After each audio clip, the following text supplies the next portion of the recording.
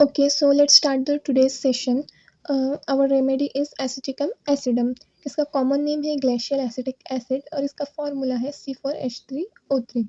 Constitution में अगर हम देखेंगे तो mainly it's suited to the adapted to pale lean person with lax flabby muscles. और जो फेस होता है मेन इम्पॉर्टेंट जो है उसका फेस होता है कि फेस पेल एंड वैक्सी होता है, उसका एकदम वैक्सी टाइप होता है उसका फेस, जो कि हमें फेरम मेट में भी पाया जाता है. तो it is an important point.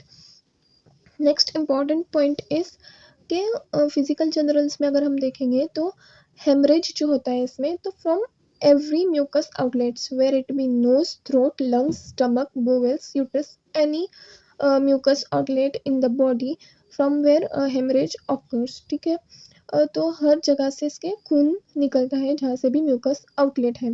मेट्रोडेजिया vicarious traumatic epistaxis, इसमें भी ये यूज़ की जाती है. ठीक है, तो ये जो 2 पॉइंट्स है वो बहुत इंपॉर्टेंट पॉइंट है और ये जो है आर्निका में भी दिखता है. Okay, next important point is that great prostration after injuries. Okay, suppose किसी पर्सन को सर्जिकल शॉक या फिर एनेस्थेसिया दिया हुआ है सर्जरी से पहले, ऐसे पर्सन है जिसको बहुत इंजुरीज हुई है और इन सारी चीज़ों की वजह से जो है वो पर्सन बहुत ज़्यादा वीक एंड प्रोस्ट्रेशन है उसके अंदर, तो ऐसे पर्सन में जो है एसिटिक एसिड अच्छा वर्क करती है.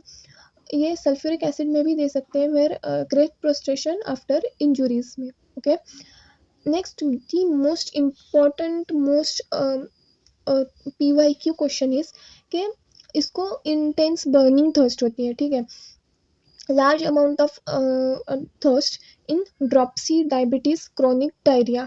सारी डिसीजेस में इसको क्रॉनिक इंटेंस बर्निंग थर्स्ट होती है. ठीक है, बट जो मेन फीवर होता है जिसमें कॉमनली हम क्या देखते हैं कि फीवर में हर पेशेंट को थर्स्ट होती है कि उसको ये होती है कि वो पानी पिए बार बार, बट एसिटिक एसिडम के पेशेंट में बिल्कुल भी उसको प्यास नहीं लगती. ठीक है, फीवर विथ नो थर्स्ट. तो ये बहुत ही इम्पोर्टेंट पॉइंट है, PYQ है, बार बार यही क्वेश्चन पूछते हैं. तो देखो ऐसे जो की नोट्स होते हैं इस बुक में, फीवर विथ नो थर्स्ट, तो यही क्वेश्चंस जो है वो अपने एग्जाम्स में पूछे जाते हैं, तो इन्हें कभी भी नहीं भूलना चाहिए. ठीक है, okay, so next important point is he can not sleep lying on the back.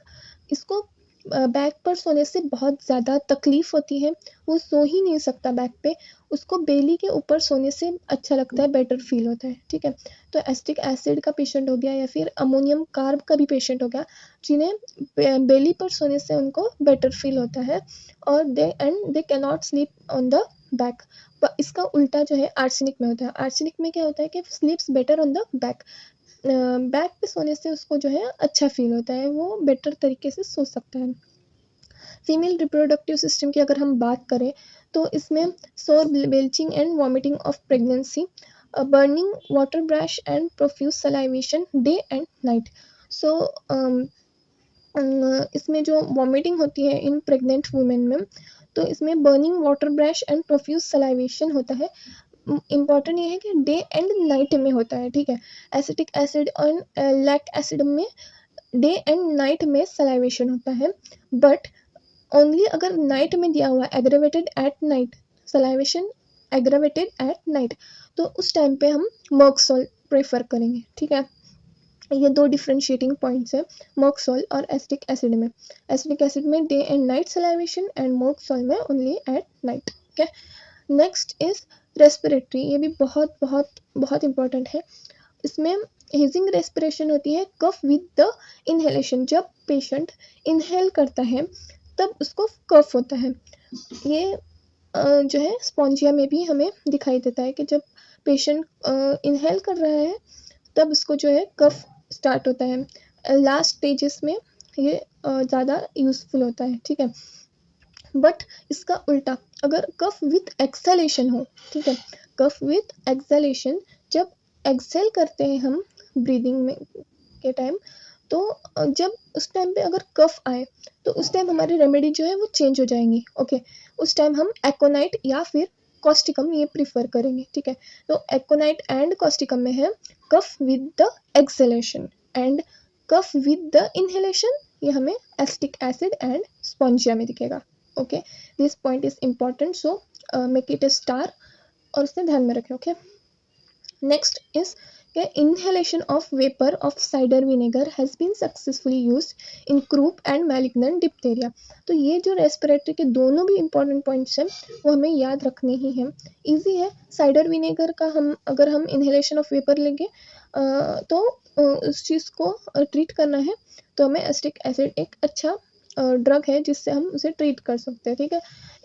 in successfully used in croup and malignant diphtheria. Okay, fever, skin dry and hot, red spot on the left cheek and drenching night sweats. Okay, no thirst in fever. ये बहुत important है, हमेशा याद रखना कि acidic acid में thirst burning होती है, इंटेंस होती है हर डिसीज, क्रोनिक डिसीज में, एक्सेप्ट इन फीवर. ओके, रिलेशनशिप के चारों भी पॉइंट्स जो है वो बहुत अच्छे से ध्यान में रखना. इजी है.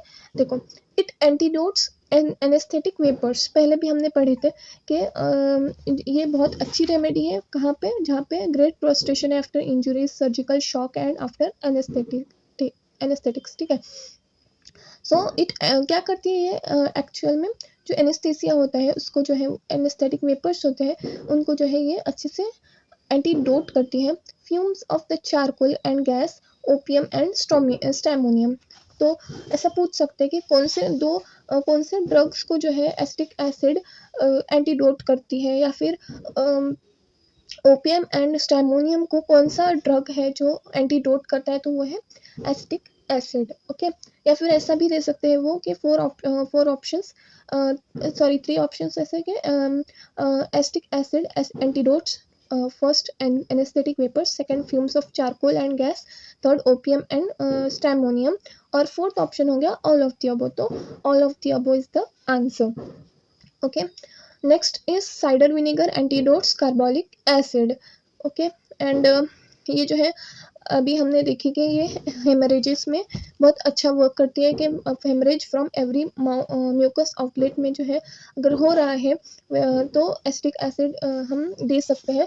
तो देखो, follows well after cinchona. Cinchona में क्या होता है कि मोस्टली हेमरेज उसमें ज़्यादा होता है क्लिनिकल पॉइंट ऑफ व्यू से, तो इसलिए आफ्टर सिंकोना हम इसको दे सकते हैं इन हेमरेज. एंड डिजिटालिस में क्या होता है, ड्रॉप्सी होती है. ठीक है, तो डिजिटालिस ड्रॉप्सी, तो इसमें भी हम एसिटिक एसिड आफ्टर डिजिटालिस दे सकते हैं in dropsy. Okay, finally it aggravates. कौन सी रेमेडीज? अर्निका, बेलाडोना, लैकेसिस, मोक्सॉल, ये सारी रेमेडीज तो एंटीडोट एग्रावेट करते ही हैं. अगर हम इसके बाद एसिटिक एसिड देंगे तो इट एग्रावेट्स द कंडीशन, लेकिन इतना तो याद नहीं रहता. बट एक ये स्पेसिफिक पॉइंट जो लास्ट में दिया है कि it aggravates specially the headache from belladonna. यानी अगर पर्सन को हेडेक हो रहा है और उसके बाद उसको हमने बेलाडोना दिए बट उसको पार्शियल रिलीफ आया, तो हमने सोचा कि चलो इसको एसिडिक एसिड देते, तो it will not relieve the patient but only it aggravates. Okay, इससे उसको जो है वो एग्रावेशन होगा अगर हम बेलाडोना के बाद इसको देंगे in the during headache. Okay, so ये सारे पॉइंट्स थे इम्पॉर्टेंट जो थे वो मैंने मेंशन किए हैं और हाईलाइट भी किए हैं. उतना भी अगर आपको याद रहा तो वेल एंड गुड, बहुत अच्छा हो जाएगा. ठीक है, अब लास्टली बोरिक के कुछ इम्पॉर्टेंट सिम्टम्स जो है वो मेंशन कर रही हूँ. Just right it down and remember it. Okay, epithelial carcinoma internally and locally. Okay, then anemia of nursing mothers. Next, stomach feels person has taken a lot of vinegar. Counteract sausage and sausages poisoning. Sausages अगर हमने खाए हैं जो कि decade है और उसका action को काउंटर एक्ट करने के लिए एसिटिक एसिड दे सकते हैं. Then worried about business affairs, ये मेंटल सिम्टम है क्या? पेशेंट अगर वरीड अबाउट बिजनेस अफेयर्स है तो उस टाइम पे अलॉन्ग विथ अदर जो है सिम्टम्स ऑफ एसिटिक एसिड जो कि की नोट सिम्टम्स है उनके साथ अगर उसको with worries about business affairs भी है तो it confirms that acetic acid is the choice of remedy. Okay, so that's all for this drug. Thank you.